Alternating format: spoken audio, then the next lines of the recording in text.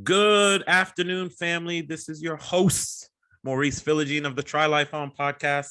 Today, I have an amazing guest. I'm actually in awe of my guest, JM Ryerson. JM Ryerson is a mindset and business coach. Cool dude from Montana. You're from Montana, right? Yeah, originally, yeah. That's so crazy. I want to talk about too. From Montana, is down in the Boca Raton area, but check this out. JM is an author, international speaker, mindset and business coach, which is really important for those of you trying to try life on. You don't have to do this stuff by yourself. You can get someone like JM to help you. He's the host of the Let's Go Win podcast, which is really good. And he's been helping companies and leading sales teams for over 20 years. JM is the co-founder and CEO of Let's Go Win, whose mission is to increase leadership, enhance culture, and help teams achieve peak performance. And I will throw out there that my man is the author of a book called Let's Go Win, which was written back in January of 2020, which is killing it on Amazon. The reviews are wonderful. You should check it out. JM Ryerson, Let's Go Win. Thank you and welcome to the show.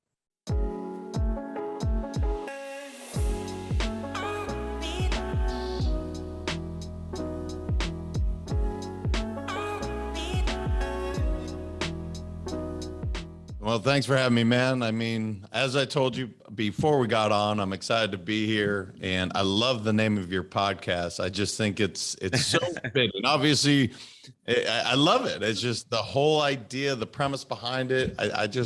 It's a cool thing, man. So kudos to you to doing it. And thank you for having me. Yeah, man, my pleasure. And before we get into your I know background's always important, but I'm gonna let folks get some free advice from you and pick your brain a bit.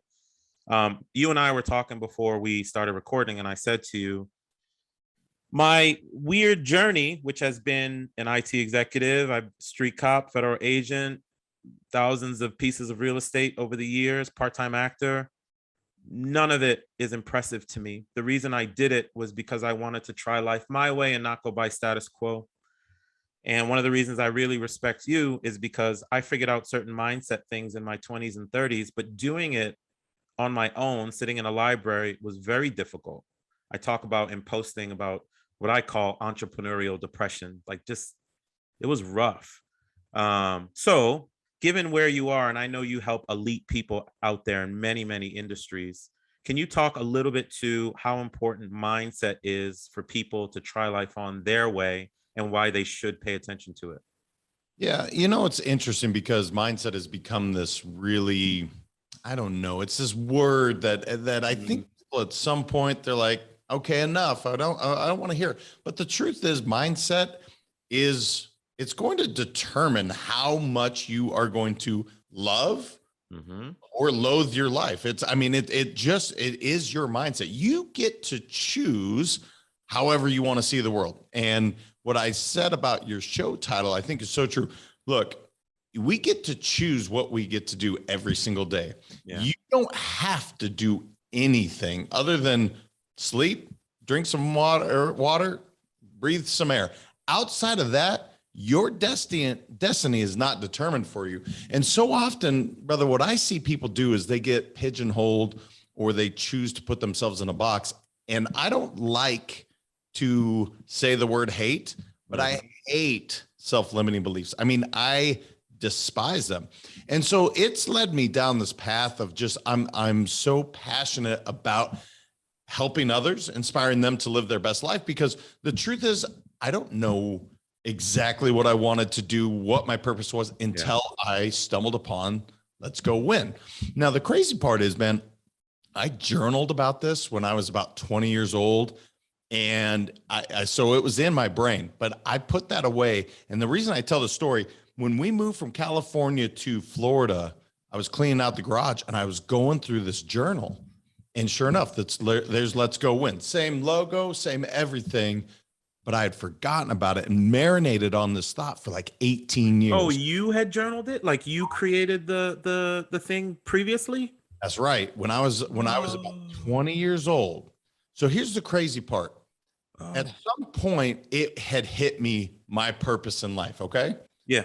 And I wrote about it, and it was obviously important to me at that time. Then I graduated college. I did everything I did in college, and I started doing my business career. but I was never quite fulfilled until I wrote the book, Let's Go Win. Mm-hmm. After the book had been published, after the podcast gets going, after all that, I found that journal. And my point is, brother, is it comes to us at points. I asked about why Cyprus, and you said, the Lord picked it for me. Yep. My purpose was clear to me at some point. I just didn't bring it into me. Yep. You know what I'm saying? So it's like I tried a lot of stuff on, and some of it was great, and I enjoyed that experience. But my purpose is Let's Go Win. It's inspiring people to live their best lives. And so that's why I said I love the title of it. And this is where I hope people hear anything I just said. You don't have to do anything. You choose to do everything. Exactly. You choose to go to that job you love or hate. Cool. That's your choice. You choose to be with that partner that you are in love with or you're not. That's a choice. Mm-hmm. So that's why I love the name of your podcast. And that's why mindset's so important to me, because it's a choice. We can choose to be happy or we can choose not to be. It is that simple. It is that simple. Well, you and I say it's that simple, I think, because we've been through what we've been through at this point, right? I call it, maybe what you said is mindset. I call making extraordinary ordinary. I just no longer believe that I can't do anything. So I'm a travel hacker, JM. So I will on a Wednesday all of a sudden be like, you know what, man, I'm going to Finland tomorrow. Just like that. I have removed the barrier that is the airport, and I've exchanged the notion of it's tough to go through airport stuff into the airport is nothing but a bus station. The airplane is nothing but a bus with wings. And then you can pick up a book, just like you can pick up Let's Go Win and learn tactics and tips that you teach and learn about travel hacking, which to me is traveling in comfort for the least amount of money. That's to me what mindset is a little bit.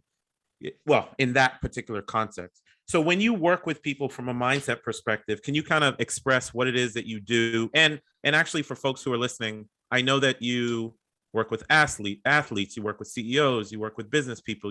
It's important for people to hear the type of people you work with so they can see themselves in that and recognize that you could be a resource.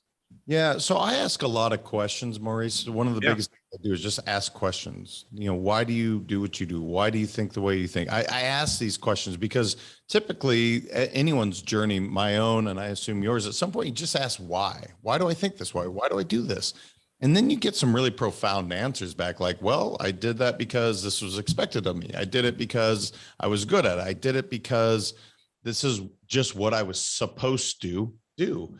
And the truth is, you're not supposed to do anything. Again, you choose to do these things. Now, I get into the mindset part of things is the story that you're telling yourself. So at some point, you tell yourself a story about I'm X, Y, or Z. Now, sometimes that story is really supportive. Like, let's say my professional athletes.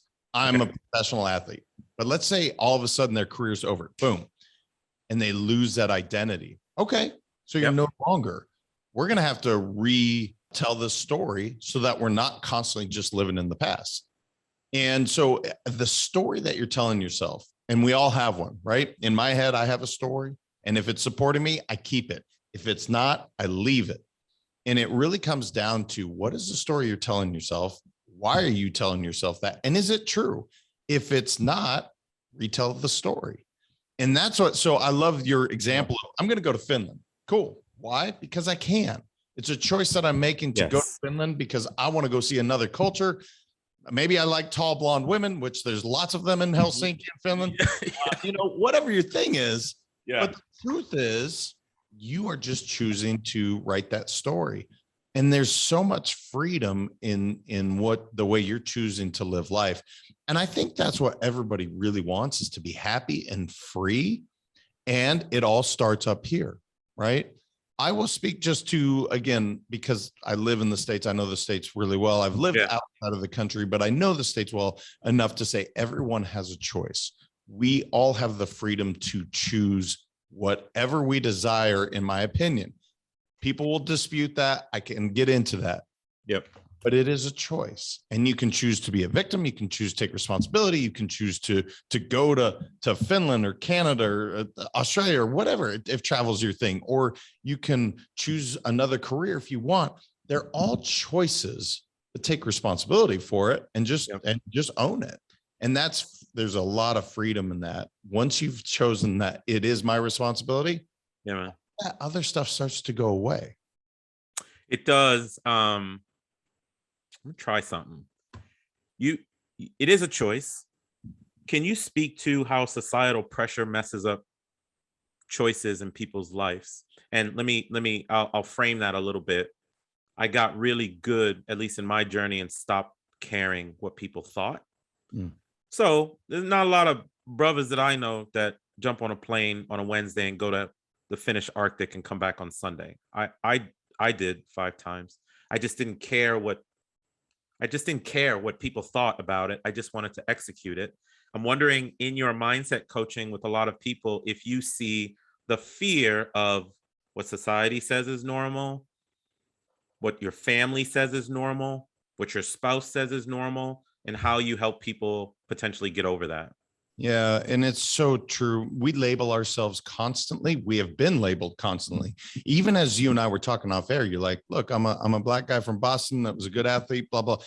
These are all labels, right? Yeah. They were all true. You are from Boston, you are black, you were a good athlete. Great. If that serves you, keep them. If it doesn't, don't. So there's lots of pressures. Like, for instance, when I first met my wife, she's half Thai, half Chinese. Nice. Don't think my in-laws were fired up to see the 6'5" white guy come through. Yeah, no doubt. It wasn't happening, okay? Yeah. That's just fear of the unknown. It's not that, it's just not what they knew. And so often these pressures, these are just things that have been lumped upon us for years and generations. And I'm talking money, I'm talking status, I'm talking relationships, I'm talking about your career. Look, these are all things, and it is pressure. I understand, because we accept that as, oh, this is what's expected of me. And let's say I'm good at it. I'm going to go ahead and do that. And my example for myself is, I played basketball in college. Okay. I was an okay basketball player. I wasn't great. I had 2 knee surgeries by the time I got to college. I wasn't going as far as I wanted, but I loved it. I was literally one of the best swimmers in the country, and I loathed it, man. I hated getting in the pool. So I made the choice to go play basketball at a very small school that paid for my books, and I chased that love and passion. And brother, is the best thing I could have chosen, because I was happy. I was free. I ended up having another knee surgery. My career's done. Guess what? I get to rewrite my story. And so if you can just look at it as, it's my life, I get to choose it, regardless of what mom or dad, or like you said, your spouse, which that can be a little tricky as well. Yeah. But it is my life. So if you can communicate that to your spouse, to your partner, to your parents, trust me, they want you to be happy. But if you don't communicate how you're feeling, they're going to keep telling you, oh, you should do this. Oh, you should do that, because they want you to do what you're good at, even if you don't love it, because you're good at it. And so it's just such an interesting thing, Maurice, to be able to say, it's not what I love. I love this. And that doesn't mean I'm great at it, but I love it. Therefore, I'm going to chase it with a passion, determination, grit, and persistence, which we all know leads to success eventually. Yeah. So it's just, there is a lot of pressure on people. I don't like that. But they get to choose the responsibility. Once they choose that, they can never look back. Once you open that door, you can never look back. And then guess what? All these things fall off. All the weight comes off our shoulder. Yeah. And brother, we a little taller, that chin's up a little bit more, because we're doing something we enjoy. We're passionate. We get to explore so much to see in this world. As you're saying it, I'm reliving my own space. I'm going to go corporate just for a second. I worked for a management consulting firm for 25 years, and I'm grateful for them. Fundamentally, they made me who I am in a lot of ways, because the skills I gained being an executive, going after accounts, managing $1 million portfolios, and all that played a part. but the titles there did not define me. You just mentioned about reinventing yourself. I think that is so key. And I'm talking directly to my corporate colleagues. It is okay, from my perspective, to go up the mountain, get to the mountaintop. It's okay to leave the credentials and the titles at the top of the mountain if there's something that you're passionate and you want to come down the mountain and go climb something else. What's been your experience just hearing from your clients, if you will, or just people in your sphere and your peers, on people who are afraid to leave the identity that they've had in favor of chasing that passion? Because I think that's like, man, brother, I think people live in quiet desperation. They are the CEO of this, but they want to go be a baker, and they're just afraid to leave that title. So maybe we can give them a little bit of an attaboy on it. What's been your experience, and how have you kind of helped people get over that? Yeah, you said it early in the show. You're like, I've found this ability to not care about what others think, because the truth is that comparison game, that status game, it drives us to do certain things. Some are really positive, right? Like for males, females, typically females and money, it drives us to do amazing things. However, there can come a time where you're no longer enjoying what that is. And if you choose to stay in that game because you like the power, you like the status, you like the title, that's just a choice.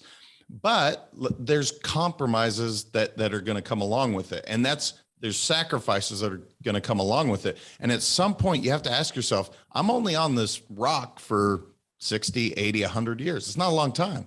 Do I want to spend my time trying to look a certain way to certain people who, honestly, there's only one JM. There's only one person that I really have to make happy. It's me. It's not my wife. It's not my kids. I have to make me happy, because if I'm not happy, I can't show up as the best dad. I can't show up as the best husband. I can't show up as the best employee. But if I'm happy, so in your example, the CEO that wants to be, let's say, a baker, he's going to work every damn day and he's just not happy. He's not going to show up as the best CEO. It's a really unfulfilling way to go. And you're right. You said it way better than I can, but you said it, they go in this quiet way. They're in a lot of pain, and they're inside, and it's just not fulfilling. And I went through it too, man. I didn't choose the easy path. My easy path was to just keep building in the financial service world. I got a big name there. That was a thing. I didn't love it. Yeah. I loved helping people. And by the way, I just found another company that I didn't expect. And I'm pursuing these people because they're growth minded. Guess what? My values line up. It doesn't matter to me what the title is. They're filling a bucket I didn't know was empty. And so when you get to explore, just like it probably was for you with developing in countries around the world, you didn't know that probably growing up. That wasn't a thing. No. But once your eyes were open to it, you can never go back. Yep. So it's just exploring that stuff to say, what do I want? And how can I go pursue it? Yeah. So you're your own case. Okay. So let's, well, I'll take a step back now. I like going into the meat of the stuff to try and give people something to act on, but you are a great case study. I know you're from, I love Montana, by the way. I gotta get up there. I got this urge. I've been always East Coast, born in New York, raised in Boston, live in DC. But anytime I'm in rural areas, you feel like you can breathe again or something. Anyways, it was fascinating to me. You're from Montana. So how does someone, become entrepreneurial, going from a place like Montana, shifting from, I think you're still in the financial industry in some capacity, but you made the jump. You took a leap and shifted in some way towards your passion of helping people with mindset and leadership. How did you do that? And what was it like for you? Because other people are trying to make a shift in their own way to try life on. Yeah, I would love to tell you I had this grandiose plan, but it's just not true. I wrote the book for my boys, and I have two sons, 16 and Trey's 12. He'll be 13 soon. I coach these kids on a daily basis because that's what I think a parent is, right? I'm coaching these kids on hopefully living their best life, letting them make their own mistakes, but guiding them along and hopefully giving them some keen insight to kind of my philosophies of the world. And hopefully that's helping. But I was writing the book for the kids, And my son came in one day and he looked on my bathroom mirror and he sees my goals. And it has, right, a book for the kids. That's literally what it said for 3 years. And Trey would have been 7 at the time. And he goes, "Hey, Dad, how's the book coming along?" And brother, I'm telling you, he destroyed me and inspired me simultaneously. Wow. Because I will never lie to my kids. And I had to look them in the face and say, "Not good, man. I have like half of chapter 1 done." And in 6 months, I committed to finishing that book. Okay. Now, that opened up something I didn't know existed. And this was this love to share all this knowledge, because I love to read. It's one of my favorite things to do, is to read and then to talk about these books.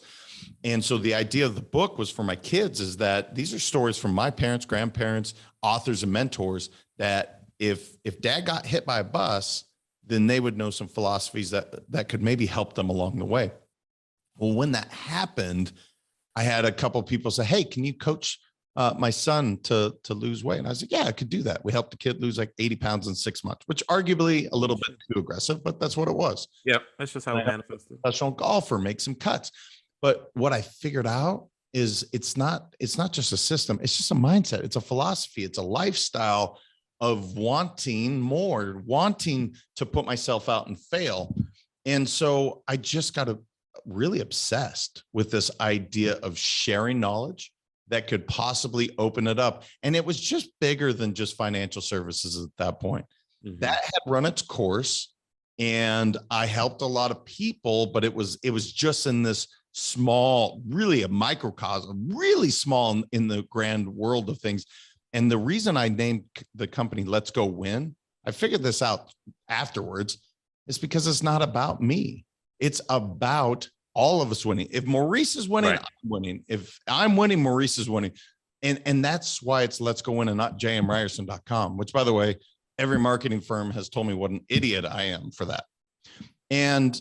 But I guess to answer your question is, I just had something bigger than just this small space. Yep. And this was the platform I found to do it. And it's just to open someone's eyes to, you can do more than you think. I don't know if there's anything more rewarding or fulfilling for me personally. That gives me a push. I just want to let you know that, because when I did have my own journey and the things that I mentioned to you, most of my listeners know, but the real estate, the police stuff, and I was doing all this stuff at the same time. I did figure something out from a mindset perspective. And then I started to realize the way you wanted to articulate information to your boys. A friend of mine, actually, in August 2019, he said, "How come nobody knows these things that you've done? And why have you not told anybody?" And I was afraid.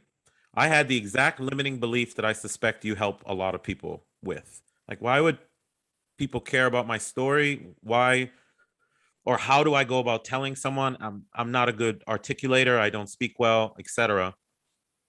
I just started to do it and started to take out what felt impossible and create avenues to do things, which is clearly what you've done for yourself and for tons of other people. And I commend you, man, because there are people out there who just need to read Let's Go Win and need to hear the philosophy, because they want to do things in their life that sometimes they just need a quiet coach in the background, and it comes in the form of a book or a podcast or something like that. So I think it's awesome. If you were talking to someone who was trying to shift and they want to go win, they want to go try life on, as I say, what would be the top 3 things you think folks could do on a daily basis to build that mindset such that they can go win in whatever it is that they want? Yeah, I'm going to give you 2 really quick, because the first thing is literally taking care of you first. Okay. Yeah. Mind, your body, your soul. That's like number 1, especially females. If you're listening, please hear me. Take care of you first, so you can show up in all those other arenas as your best self, because that's number 1. But the second way, and this is a simple R's, it's 3 R's that I talk about. If you have a fear of accomplishing anything, the first R is to recognize it. Okay. Now you're going to write that down. So I recognize my fear is money, imposter syndrome, whatever it is. Okay. I write it down. The second thing we're going to do is we're going to get rid of it. Okay. So 100%, we are going to burn it. We're going to shred it. We're going to eat it. I really don't care, but you're going to dismember whatever you wrote down, whatever that fear was. And then we're going to react in total opposition. So again, if let's say public speaking was my fear, which is an interesting one for me because we public speak all the time. If I'm talking to a human being, it's public speaking. So it's just a matter of mindset and perception, really.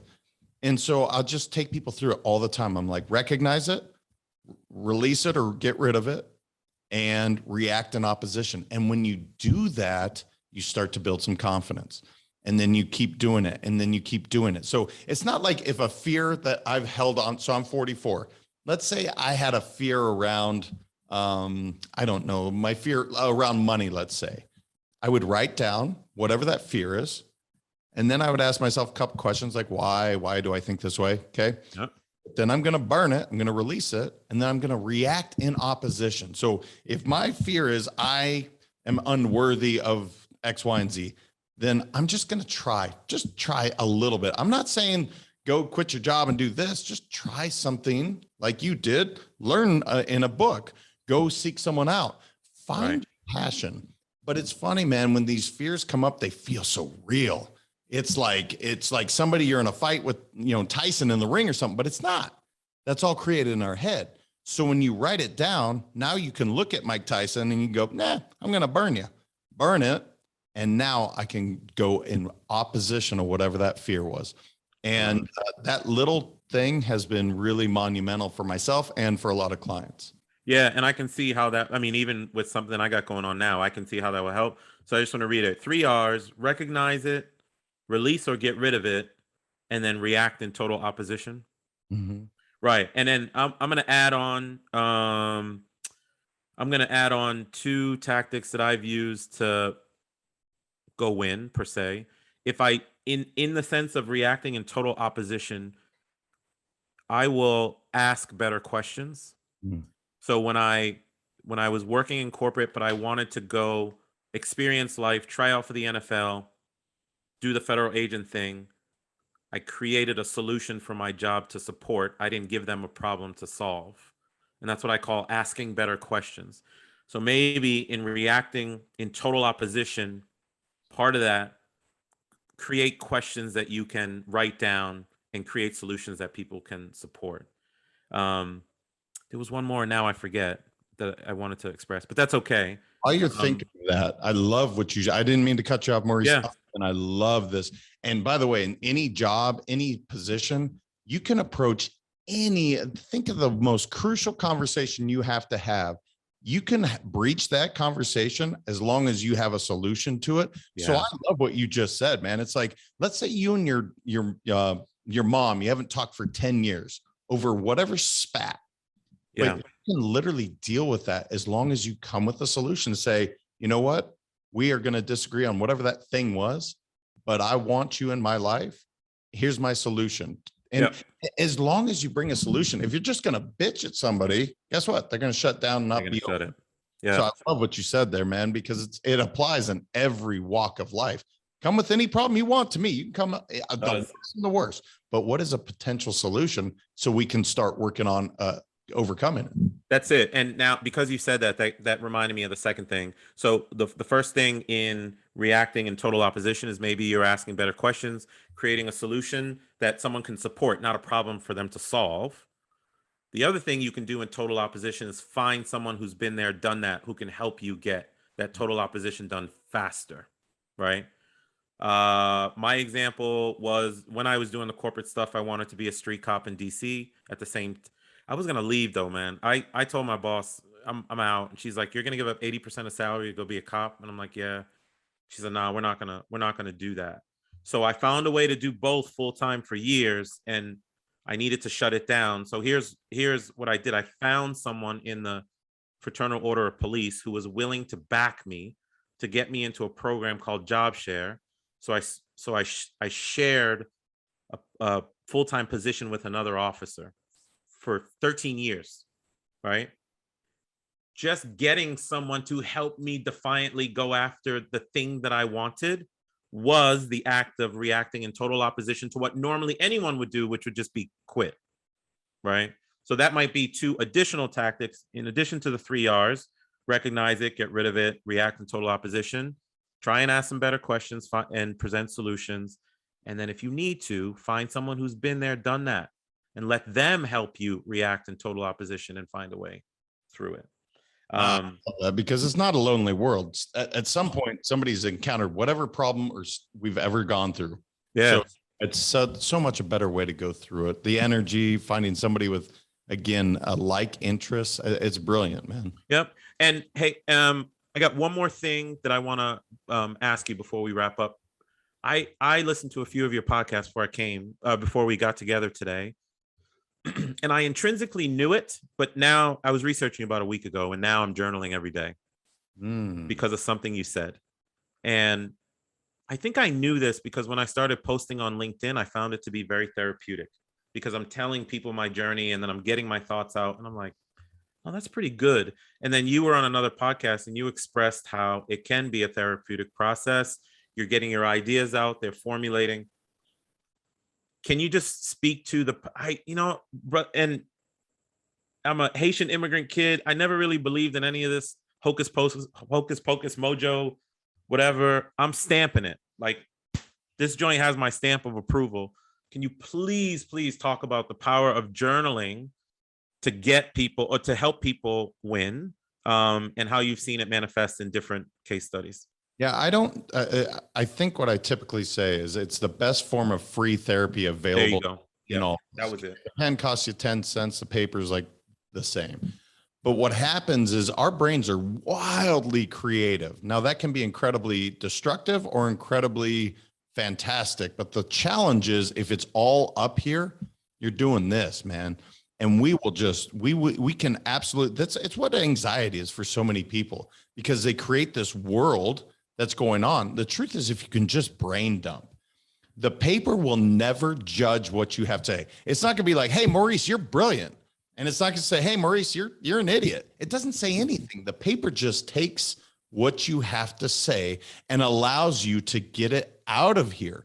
Now, here's what happens. You come with clarity all of a sudden as to, oh, there's some positive stuff. I'm going to focus on that. Or, you know what I thought was so bad. And I have so many examples where it in our minds, we created something where it's like, oh my God, this problem is not solvable. This is literally a life-altering situation. And when you write it down and you look at it, you're like, it's actually not that big deal. Yeah.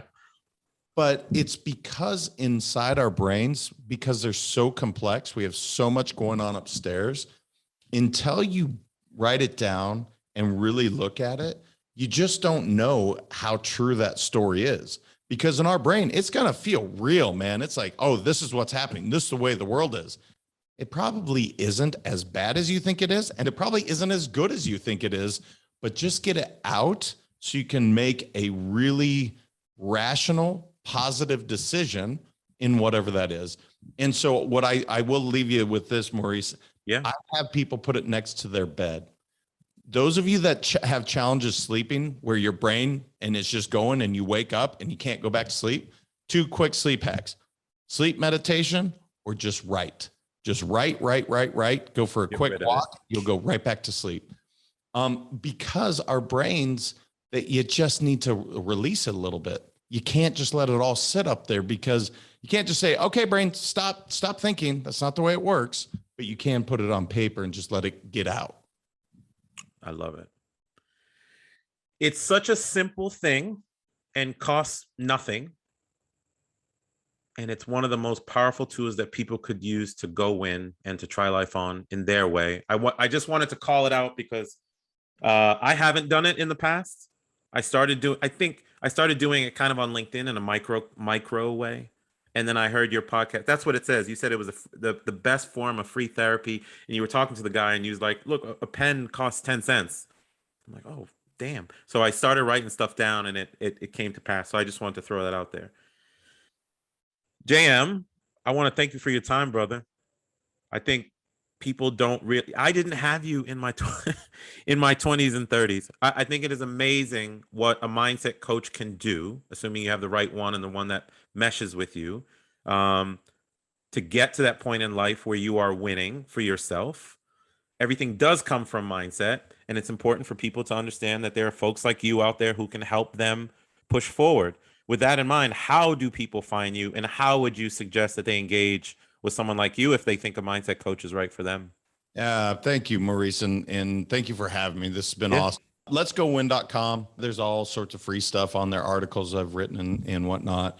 Let's go win 365. If you're a social media person, pretty much every platform, it's right there. I do like to interact with people, just like I had an opportunity with Maurice today, which was amazing.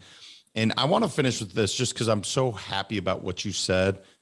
Great job being unselfish and getting these thoughts out. It's such a selfish thing to keep this stuff inside. Your story can help so many. So I'm so happy that you're doing that. Thanks, bro. So you writing that down, it's going to continue to lead to more and more. And this podcast is incredible. So kudos to you, man. You're doing amazing work, and truly I'm blessed to be here. So thank you. It's my pleasure, man. And like I said, I'm very happy to meet you. Go check out JM at letsgowin.com. Go check out his book on Amazon. Reach out to him, LinkedIn. Just find him on a platform. But I want to encourage you, whatever you're trying to do, however you want to try life on, if you want to pivot professionally, if you want to pivot socially, romantically, if you want to try something brand new, it does start from mindset. You can develop a new mindset. You can relearn or unlearn. Folks like JM can help you do that.